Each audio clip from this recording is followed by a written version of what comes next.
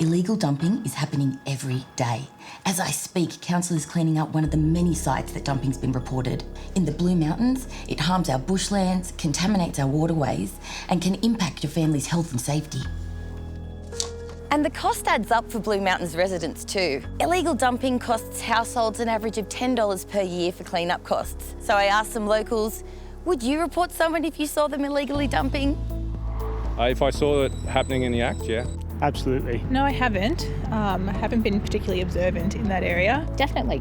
I don't really know that much about I'd who probably to call. go to responsible adult. If I knew where it was, yeah. I have. I don't know. First, I would tell them to pick it up. If they don't pick it up, I'll tell the authorities. I would, but how do you do it? I'm glad you asked. It's easy to report illegal dumping from your phone or online. Your report will help us take action against those who are responsible. Give us as much information as possible so that we can respond appropriately.